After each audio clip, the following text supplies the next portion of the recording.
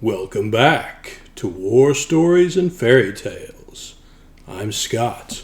I'm your layman, and this is our history of war. Yeah, not going to do that. Scary voices are not a skill I have cultivated. Now, you might have noticed things look a little different for this episode. It's because today is Halloween, so I'm branching out to a subject I don't touch very often. We're going to talk about ghosts. Now, I'm not going to try to tell you a ghost story. I'm not going to try to scare you. My style doesn't lend itself to that kind of thing. And I'm not going to try to pretend I believe in ghosts either. At least not the kind of ghosts that chill your bones and stop your heart like in the stories. I've never had an unseen entity go through my kitchen and throw all my shit around. I've never heard a noise late at night that didn't sound like something I could explain. Not to say I haven't had some strange experiences. I've had a gray lady experience. Maybe you've heard her called the old hag, where I woke up halfway, unable to move, unable to breathe, and saw what looked like a witch from a fairy tale crossing my room. A moment later, I came fully awake, scared shitless, to discover there was nobody there. Turns out this is a fairly common experience. The gray lady is often paired with sleep paralysis, but if you've seen her, you know she's not something you forget. That's the closest I've come to seeing a ghost. But sometimes, when I allow myself to get quiet in the right place, when I really pay attention, I can feel something. I couldn't say whether it's a presence outside me or just my brain helping me tune into what's around me. The first place I felt something like that was at my grandmother's grave. I missed her funeral, so when I got home, I went by myself and knelt at her grave to say goodbye. And I felt a peace like I had never felt before. Profound enough that it didn't seem to be anything I could have produced myself. It felt like she was at peace and letting me know she was okay. I felt similar things at battlefields, especially the ones that have been well preserved, like Gettysburg and Antietam. There's a sense of presence in places like that, kind of a weight, not so much sorrow as solemnity. I felt it at most of the Civil War battlefields I've been to, and at the Cowpens battlefield from the American Revolution. I felt it a little bit at Omaha Beach, and a lot at the American Cemetery in Normandy. It was almost overwhelming at Dachau. A little like the sense that what happened here was important, and I should remember it. But I hardly felt it at all at Waterloo, which has been almost completely transformed to make room for an enormous monument.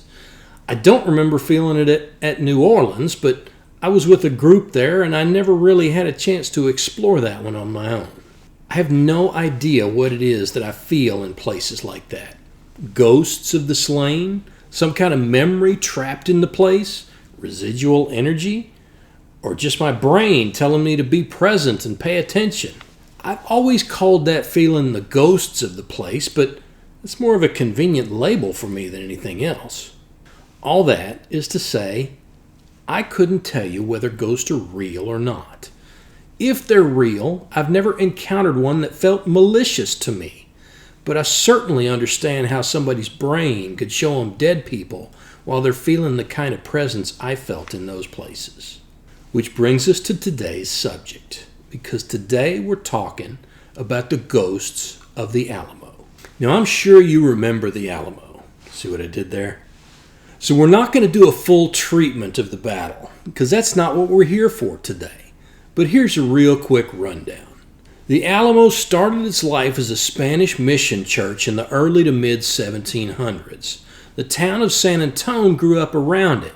In the early 1800s, the mission was converted to a makeshift fort, mostly to protect the town of San Antone from Apache and Comanche raids. By late 1835, it hosted something like 29 artillery pieces, making it an important target for both sides. The Mexicans couldn't occupy San Antone without taking the fort and its guns, and the Texians couldn't hold on to San Antone without them. A quick note, we were Texians until we joined the Union in 1846. Then we started calling ourselves Texans, which is what we are today. So in 1835, the colonists who had moved from the U.S. and settled in Texas at the invitation of the Mexican government decided they didn't want to be Mexican anymore. So they started a revolution, as you do. In February 1836, a unit of 30 Texians led by Colonel Jim Bowie went to San Antone to get the artillery pieces from the Alamo and destroy the mission. Now you'll notice I said Bowie there and not Bowie. This is an important distinction for a Texan. Jim Bowie fought at the Alamo. David Bowie made rock and roll. This is a Bowie knife. I think David would be shocked to hear you call it a Bowie knife. I know they're spelled the same and that confuses some people, but you're just going to have to learn the difference.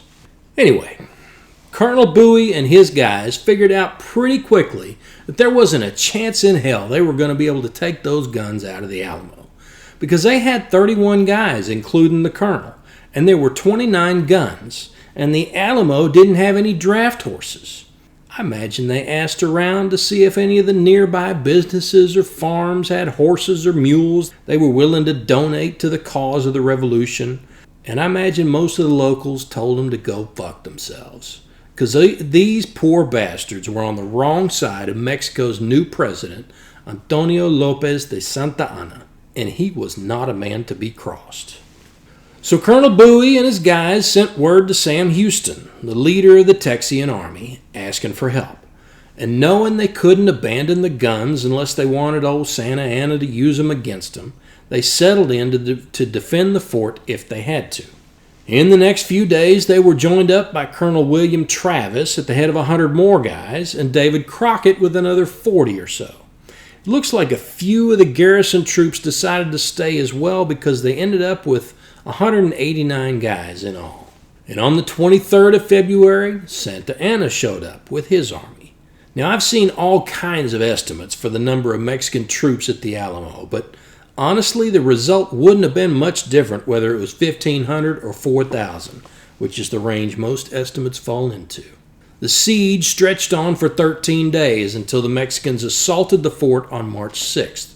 And if you passed third grade math, you know that 1,500 is a bigger number than 189, and you can probably imagine how that assault went.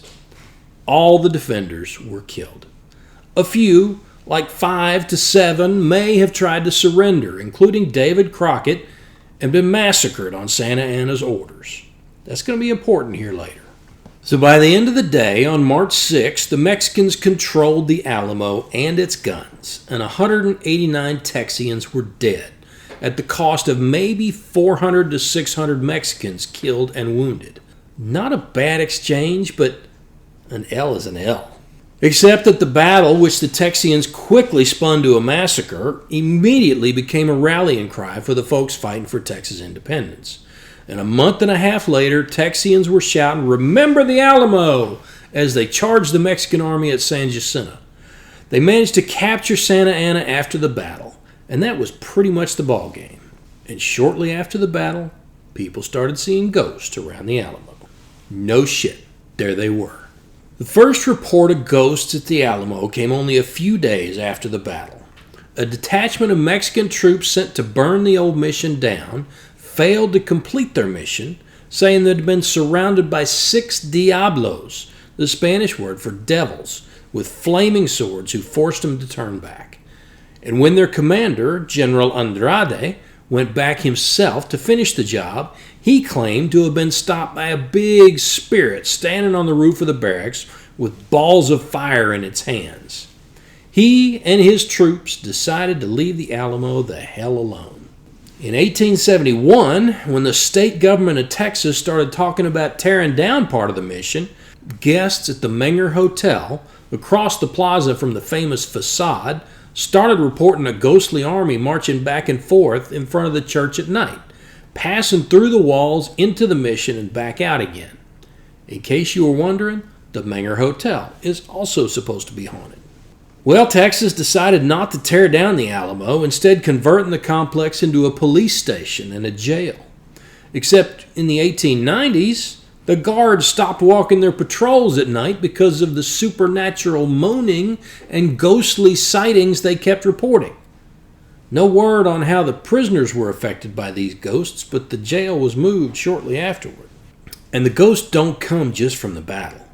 Apparently the Alamo was used as a graveyard for much of the 1700s, and there are about 1,000 people buried on the church grounds. That's not counting the casualties from the battle.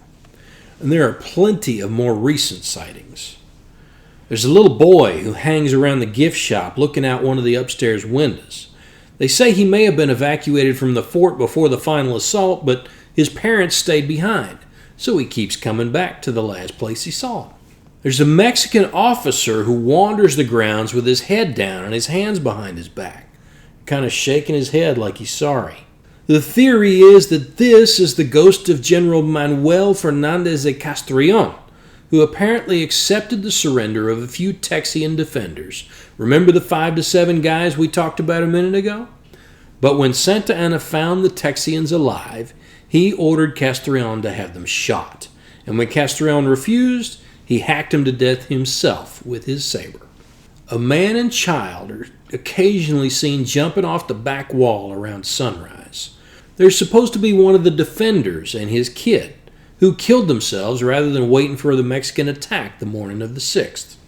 Some people have reported seeing a guard standing watch at a corner of the old fort, especially when the weather's bad. Some people experience a feeling of deep sadness while walking through the chapel, which is now the museum, or they hear moaning or crying or whispers or footsteps in that area. People have reported hearing shots, screams, explosions, Mexican bugle calls. There's a dripping wet cowboy who sometimes shows up near the fort, who folks think might have been one of the guys who rode out to find reinforcements. There's a Native American who haunts some of the storerooms, sneaking up on people when they think they're alone down there. David Crockett has apparently been seen standing at attention with his rifle. Now, from what I know of David Crockett, I'm a little skeptical that he ever stood at attention for anybody, but maybe his ghost is different. And speaking of David Crockett, some people have also reported seeing John Wayne's ghost on the grounds, sometimes talking to the defenders. John Wayne, if you didn't know, played Crockett in the 1960 movie about the battle. There are others, but I think you get the point. There are lots of ghosts at the Alamo if you want to look for them. Now, I've been to the Alamo several years ago. I didn't see any ghosts. I didn't feel anything walking through the chapel or standing in the main yard. I did feel something in the long barracks, which is probably the best preserved and least touristy area of the site, and it's one of the areas where the Texians made their last stand. But, of course, I knew what it was and what had happened there before I felt anything. So who knows? Plenty of people have seen things at the Alamo. Maybe you can too if you go looking for that kind of thing. And if you celebrate Halloween, I hope you have a great time this evening. Go find yourself a haunted house, whether it's a real one or the kind with high school kids dressed up as Freddy Krueger. Whatever you do, I hope you get the shit scared out of you if you're into that kind of thing. If not, I hope you get enough of your favorite candy to make you sick to your stomach. And if you're not into that, well, have a great evening anyway. And if you enjoyed this episode, remember to give me a thumbs up and hit that subscribe button. And make sure you tell your nerdy friends about me. Till next time, I'm Scott, reminding you to piss when you can. Have a good one.